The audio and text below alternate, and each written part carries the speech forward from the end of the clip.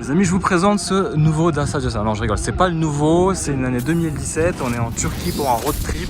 Et l'idée, c'est de vivre avec nous un petit peu cette aventure de 2 à 3 000 km. On parlera consommation, on parlera aussi des bonnes pratiques à faire sur les routes turques.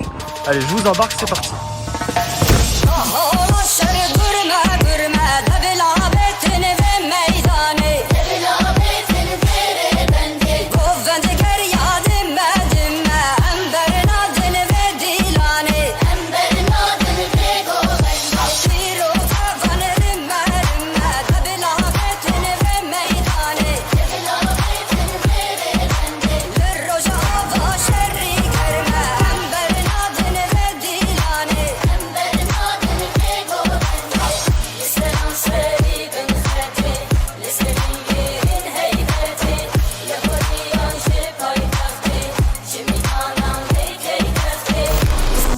Direction la Turquie, plus de 3000 km à bord d'un SUV pas comme les autres, vous l'avez peut-être dans le mille. Il s'agit du bon vieux Dacia Duster. Allez, je vous embarque avec moi sur les routes de l'arrière-pays ottoman, riche en histoire et en paysages, certainement un bon choix à faire pour vos vacances d'été. Allez, c'est parti, un road trip haut en couleur entre rencontres, histoire et tradition en terre turque et kurde, un voyage sûrement inoubliable.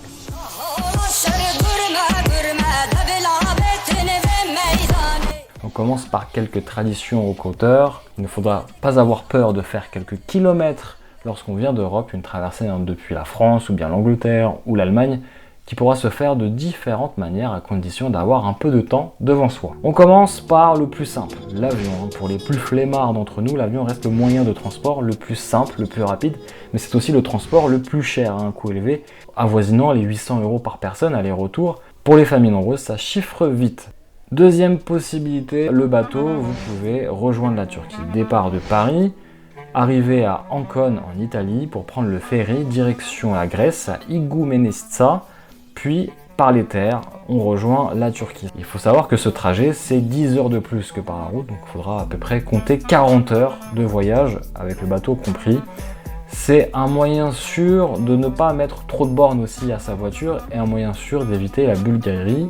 Vous allez comprendre pourquoi. Allez, troisième et dernier itinéraire que je vous propose, direction toujours la Turquie, on va prendre Istanbul, un départ pour Paris, on passera par l'Allemagne, l'Autriche, puis la Hongrie, la Serbie, la Bulgarie, et on arrivera en Turquie en un peu plus de 30 heures de route, 29 heures de route, indique Google. C'est le trajet le plus court, mais c'est aussi le plus risqué, puisque si vous passez par les Balkans, notamment en Bulgarie, vous avez compris pourquoi, avec son lot de bakchiches à distribuer aux gentils policiers corrompus, un conseil, évitez tout simplement de vous arrêter en Bulgarie, traversez le pays le plus vite possible, bien sûr, en respectant les limitations de vitesse, parce qu'ils vous ont aussi dans le viseur, les policiers. Donc, voitures chargées avec des plaques étrangères, elles sont souvent bien surveillées par les malfrats, et certains se sont fait aussi dépouiller malheureusement, donc vous êtes prévenus. Prévoyez aussi quelques heures d'attente, voire plusieurs heures d'attente aux frontières bulgares et serbes. Autre petit conseil, si vous partez en voiture, partez en semaine plutôt que le week-end où c'est assez galère, c'est bien chargé le week-end, donc avec des heures d'attente aux frontières beaucoup plus importantes. Un autre petit conseil, partez avec des billets en euros, avec des petites coupures de 5 ou 10 euros. Allez, un grand merci à l'ami Baki qui m'a donné toutes ces infos précieuses. Si vous avez d'autres itinéraires à nous conseiller, n'hésitez pas à nous les partager. Partagez-les dans les commentaires de cette vidéo, bien sûr. Comme ça, on verra à peu près et on pourra comparer. Direction donc Elbistan, province de Kahramanmaraş, en Turquie, bien sûr, vous avez compris, avec une population majoritairement kurde, où il y a deux communautés qui existent, une communauté alevi et une communauté musulmane qui vivent ensemble.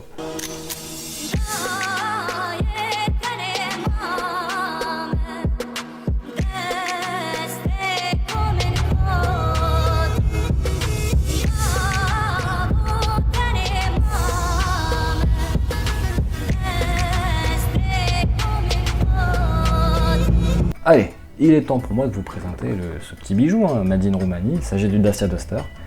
Donc avant de continuer mon aventure, je devais quand même vous présenter la bête qui m'accompagnera jusqu'au bout de l'aventure. Donc un Dacia Duster full stock, tout est d'origine, même ses barres en toit en aluminium. On sait que le Duster a bonne réputation et une bonne cote en Turquie, donc celui-ci est un modèle de 2017, âgé de 5 ans. Moteur diesel 4 cylindres, 1,5 litre DCI, 110 chevaux en puissance et 260 Nm de couple pour gravir éventuellement les cols de montagne. La finition, quant à elle, s'approche plutôt d'un milieu de gamme, j'en sais pas trop plus. Désolé, hein, je n'ai pas la ref, il s'agit a priori d'un modèle d'importation allemande, puisque j'ai pu voir que sur Autoradio c'est écrit en allemand. On notera que ce SUV à l'esprit baroudeur pourra me faire croire qu'il s'agit peut-être d'un franchisseur, malgré qu'il s'agit d'une simple traction, hein. Quelques renforts subsistent sous les pare-chocs avant et arrière, je pense qu'il s'agit d'un plastique costaud, dur. En tout cas, c'est pas du métal, et bonne nouvelle, les angles d'attaque semblent aussi bien aiguisés pour s'aventurer hors sentier balisé. La montre de pneumatique de 17 pouces à flanc épais permettra quelques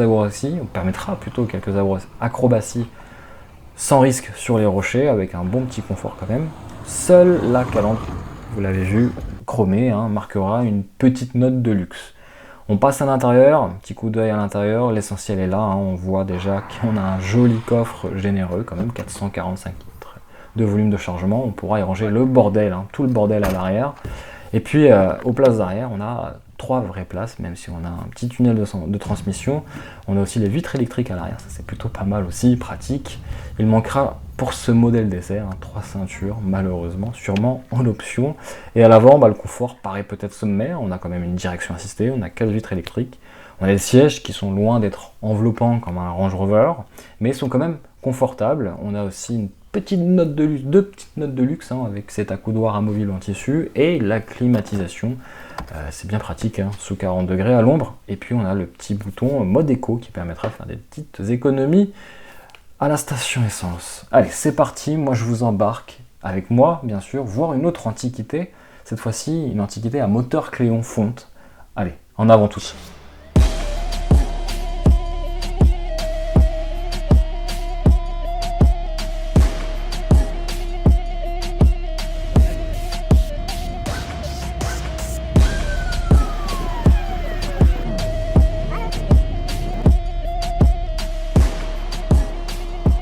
Et oui, c'est la découverte d'une sacrée antiquité internationale. Renault R12, une belle carrière à la conquête du monde, et vous allez comprendre pourquoi je dis ça. Alors ici, pas de chichi avec cette R12, hein. Une R12, ça se mérite, hein, les images parlent d'elles-mêmes. Dans son jus, hein, cette R12 produite à la fois en Turquie, a du vécu à son compteur, et paix à son âme, la voiture du regretté Dédé, hein, Dédé qui veut dire grand-père en turc.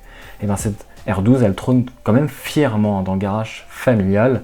Cette honorable donc antiquité roule encore, et oui, hein, et les déplacements sont quand même folkloriques, mais authentiques, comme à l'époque, hein, un retour vers le passé inévitable à son volant. Alors petite parenthèse justement sur son passé, hein, notez que la Renault R12 a été la voiture la plus vendue en France, mais pas seulement, elle a aussi été la voiture la plus vendue en Turquie. Il n'est donc pas rare d'en saluer sur la route du pays. Et ça, c'est plutôt cool. La R12 a donc connu une carrière à l'international. Ça, c'est ce que je vous disais au tout début. Et ben, c'est vrai, hein, puisque de nombreux exemplaires ont été vendus aux États-Unis, mais aussi en Australie, en Argentine, en Afrique du Sud, aussi en Espagne, et en France, bien sûr. Et la R12 a donc été proposée jusqu'aux années 2000 à peu près en Turquie, 2006 en Roumanie, avec le logo Dacia. Oui, vous me voyez venir, et si le Duster en était le successeur? Bon, je vous pose la question avec un gros point d'interrogation. En tout cas, pour moi, la boucle est bouclée. On ferme la parenthèse et on laisse le temps au temps. C'est un peu la devise, hein, de cette vieille mamie aux losanges bien fatiguée. Je peux pas m'empêcher clairement de vous faire un rapide point sur le comportement routier, pas sur les consommations. Apparemment, ça serait autour des 7 à 8 litres 100, sachant que celle-ci a un moteur thermique et aussi réservoir GPL dans le coffre. Bon. Loin d'obtenir une aisance, hein, cette R12 avec les 5 étoiles au crash test Euro NCAP, j'en doute fortement. La R12 montre quand même des signes de virilité, même de faiblesse, ok. Malgré la rouille et les bruits de roulement, la direction est complètement hasardeuse et les rapports de vitesse se passent à l'aveugle. Une voiture, bref, à l'ancienne, et ça, c'est ça qui est bon en fait. Alors dans ce vacarme mécanique, quand on roule, fenêtre ouverte, c'est vraiment l'aventure, hein, à bord de cette R12 des années 70. Son moteur, vous le savez, moteur incroyable, d'une puissance qui peine quand même à atteindre les 50 chevaux.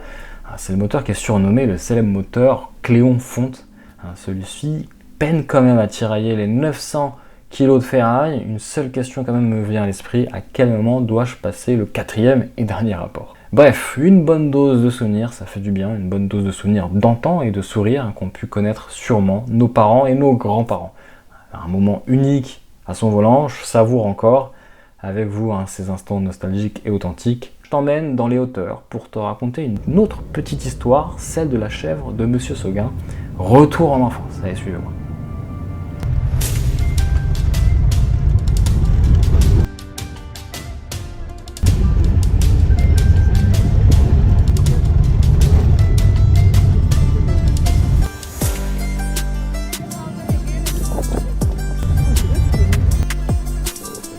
Allez, direction le Yaïla. C'est un plateau de montagne avec des yourtes et assister à la transhumance saisonnière, une rencontre improbable. Toujours à bord de notre Duster de location, chargé cette fois-ci comme une mule. Il ne démérite pas dans les montagnes, heureusement sa garde au sol est haute et ses deux roues motrices parviennent timidement à amener la famille sur les hauteurs. Sur les routes défoncées et poussiéreuses, les capacités en tout chemin sont assez efficaces malgré des pneus hiver en plein été, vous avez compris. Bien que le confort n'atteint pas celui d'une Rolls, on grimpe en altitude. La famille nous attend. Au loin, j'aperçois ce berger courageux avec son troupeau de 400 moutons. D'ailleurs, il a une histoire à nous raconter. Retour en enfance, un souvenir d'enfance, lu dans nos vieilles berceuses terrifiantes. Simple routine pour ce berger et sa canne en bois tordu, ce brave homme aux yeux clairs, avoisinant à peu près les 70 bougies, et ses 3 chiens fidèles, les Kangals, ont assisté à la nuit dernière à l'attaque de 6 loups. Et oui, 6 loups qui ont attaqué ce troupeau et ce berger.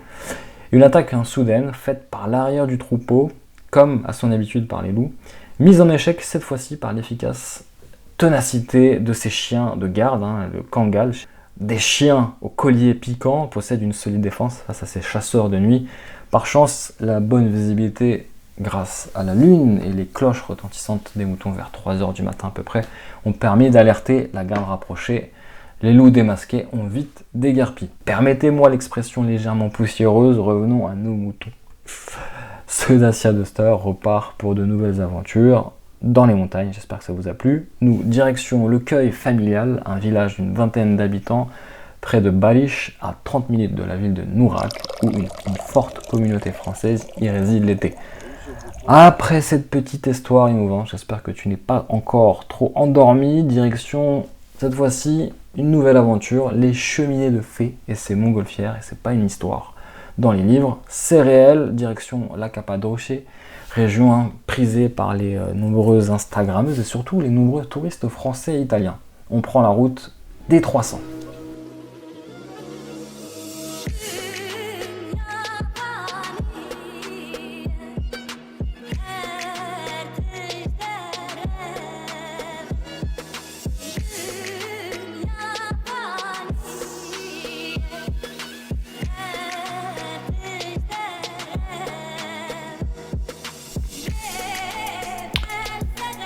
Ok, direction cette fois-ci l'Anatolie centrale, la Cappadoce, des paysages merveilleux à couper le souffle. Donc, pas d'autoroute pour y aller, mais des routes limitées théoriquement à 90 km/h. Il nous faudra à peu près 5 heures de route depuis Elbistan pour rejoindre Goreme, c'est-à-dire la capitale de la Cappadoce. Je vous conseille d'y rester au moins 2 jours pour apprécier et apercevoir de bon matin l'envolée des montgolfières quand le temps et le vent le permettent. Ensuite, je vous conseille de faire une petite halte à faire dans la très belle ville du Hisar pour y boire un chai, donc un thé, ou un kahve, c'est-à-dire un café turc, le temps de se poser et d'admirer la vallée des pigeons.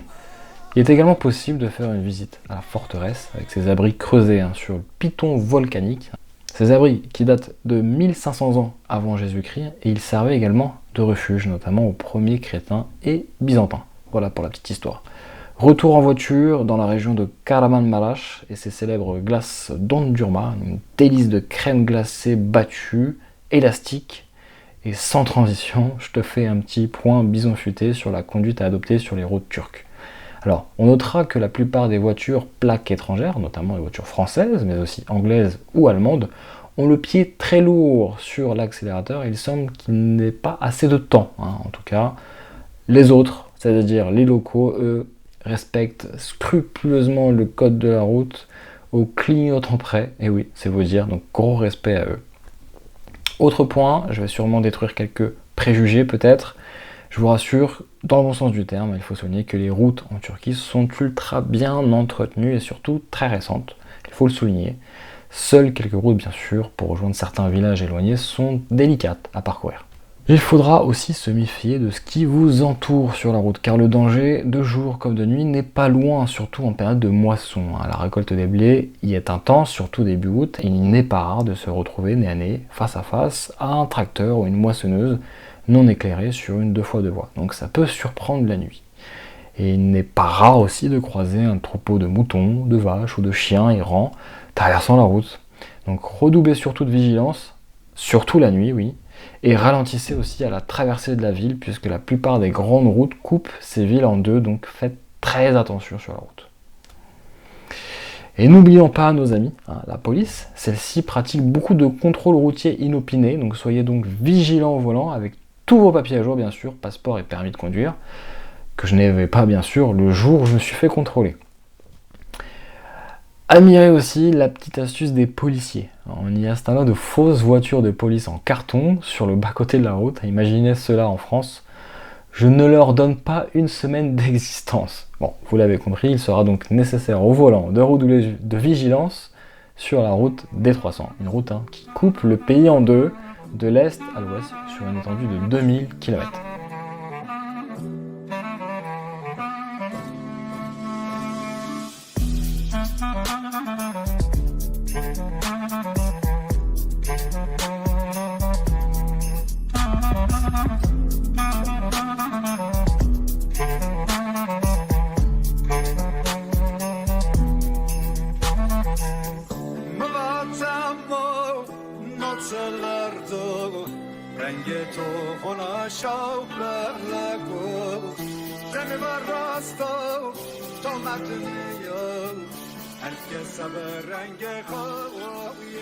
Ça y est, vous l'attendiez. Bon, allez, on va se faire plaisir. C'est le moment de se faire le petit point consommation avec ce Dacia Duster diesel.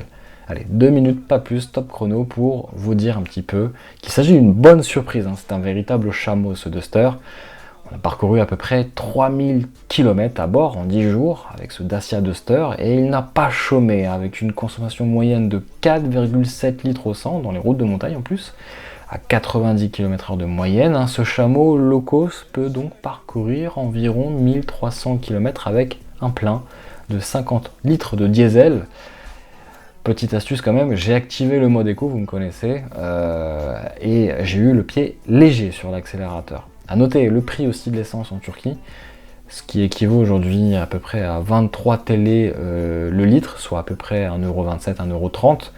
C'est vrai que c'est beaucoup moins cher qu'en France, mais il faudra aussi pondérer ces valeurs, puisque je vous rappelle que le salaire moyen en Turquie, il est de 350 €. Et oui, c'est très bas.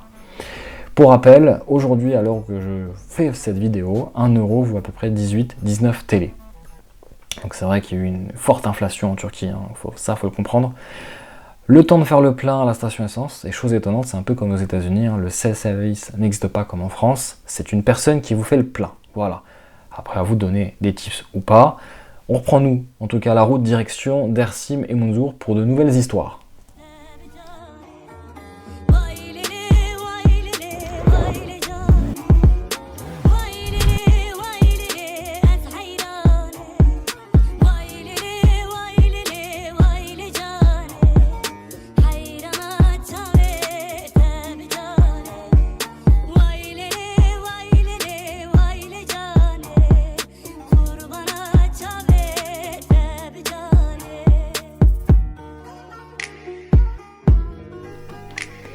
Alors, pour juger du comportement routier de ce Duster, une direction peu précise et une boîte de vitesse à 6 vitesses qui permet d'abaisser les consommations, certes, mais le revers de la médaille, c'est qu'il faudra souvent changer et jouer des rapports de vitesse pour relancer le véhicule et doubler en cas de nécessité, surtout sur les routes de montagne. Donc je peux vous dire qu'on passe souvent à la 4e vitesse.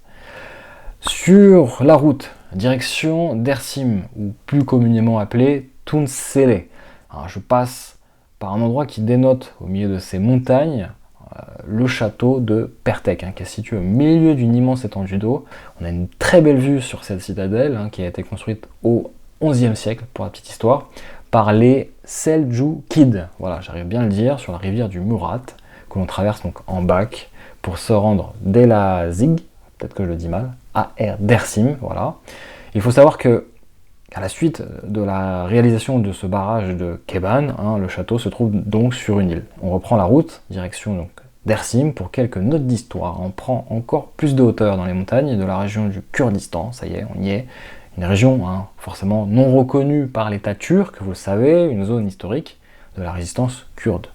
D'ailleurs, petite anecdote, les contrôles routiers se multiplient de plus en plus dans la région, sous haute surveillance policière et surtout militaire. Et chose étonnante, c'est qu'il n'est pas rare de voir des hommes contrôler vos papiers avec la Kalachnikov à la main. Et j'ai même vu un type en chemise hawaïenne, c'était assez hallucinant, folklorique. Donc en tout cas, impossible de prendre des images pour moi, j'ai baissé la caméra et j'ai fait profil bas. Donc une situation qui n'a rien d'étonnante finalement, puisque je rentre dans le fief kurde à Lévis, où dans les années 30, déjà, la résistance était forte dans la région. Et il s'agit en effet d'une des dernières poches de résistance kurde du pays. Donc sur ces notes d'histoire, je ferme la parenthèse et on reprend tout de suite la route, direction la ville de Mounzour, à plus de 2 heures de voyage, dans mon rutilant Duster, vitesse max 70 km/h, mais attention, dans la vallée du Mounzour, faut faire attention, les routes et les paysages sont vraiment magnifiques, mais attention, le Duster reste un Duster, et j'ai eu quelques surprises, quelques prises de roulis, donc ce qui a permis de tempérer un peu mes ardeurs, et c'est clairement un gros kiff au volant, pas forcément à bord de ce Duster, mais de voir autour de moi la roche, la montagne ocre, la rivière du Mounzour qui est magnifique, colorée d'un bleu turquoise, c'est vraiment unique, j'ai jamais vu ça de ma vie, et je dois encore redoubler encore plus de vigilance sur ces routes serpentées et même accidentées, où entre trous et les chutes de cailloux, de pierres et la traversée d'animaux, il faut vraiment faire très attention. J'arrive enfin à la source Mounzour, c'est d'ailleurs le nom laissé à la marque d'une eau minérale très connue en Turquie. Donc la vallée de la rivière du Mounzour, qui a été déclaré un premier parc national de Turquie, c'est l'un des plus grands parcs du pays. Je vous conseille, si vous êtes dans le coin, d'y aller. Franchement, c'est super beau. On passe une très bonne journée là-bas. Il y a même des restaurants. Vous pouvez vraiment passer de très bons moments en famille. L'eau du Mounzour est considérée, sachez-le, comme sacrée par la communauté alevi, qui constitue donc la majorité des habitants de la région.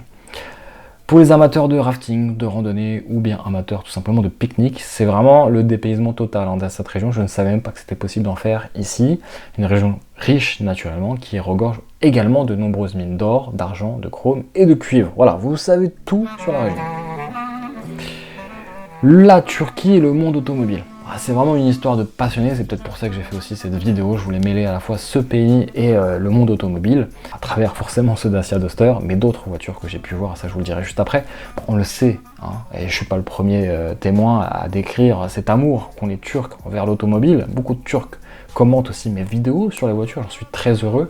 Et en turc, sachez que voiture se dit Araba, voilà, je le dis très mal, mais voilà, vous êtes au courant. Donc un salut à tous ceux qui se reconnaîtront dans cette vidéo, c'est vraiment super cool en tout cas, merci pour votre soutien. Et je peux vous dire que sur les routes turques, j'en ai vu des belles caisses, et même des gros bolides à plus de 400 000 €, ça surprend même dans des endroits très reculés. GT4 63M, j'ai alors pas vraiment de coupé, on n'a pas de coupé pur et dur comme des Porsche 911 de construit, il n'y en a pas beaucoup, c'est beaucoup plus des SUV, un type Audi SQ7 ou BMW X5M. Je vous disais, la plupart c'est des gros SUV surpuissants parce que forcément des fois il y a des routes qui sont pas forcément en bon état, donc c'est quand même plus rassurant d'avoir des voitures qui vont vite, mais surtout avec une garde au sol assez élevée. Les Anglais ont l'art et la manière, on va dire que la diaspora turque arrive vraiment parfois avec des grosses caisses. J'ai pu voir et j'étais clairement étonné de voir ça sur des routes perdues sur la D300, une Rolls-Royce Cullinan plaquée UK. C'est-à-dire que le mec, il a quand même fait plus de 10 000 km à bord d'une Rolls-Royce, ça c'est vraiment la classe. Et j'ai même vu la dernière Rolls-Royce Ghost dans les rues de Urchizar, donc c'était assez étonnant.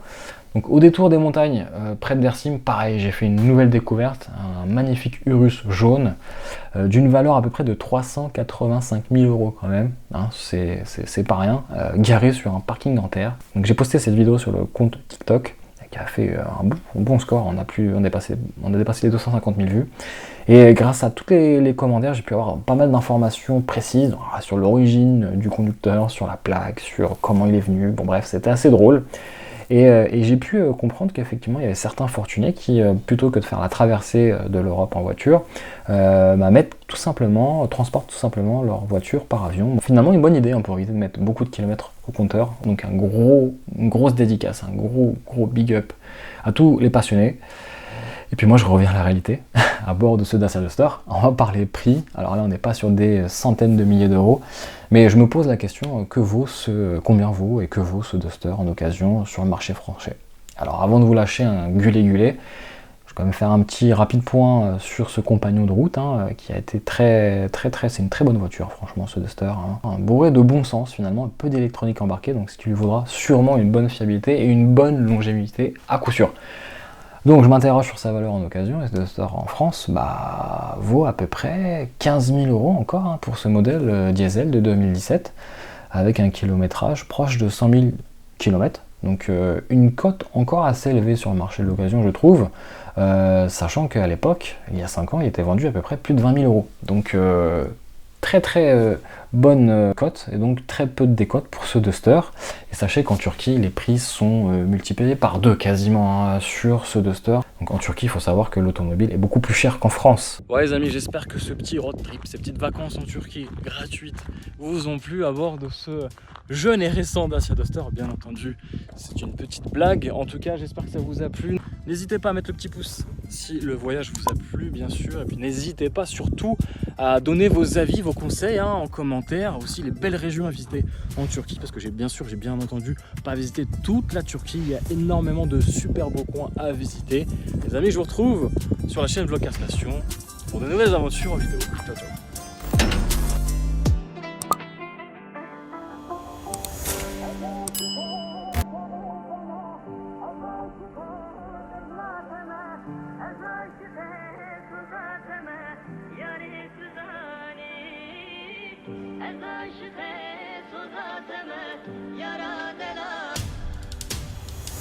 As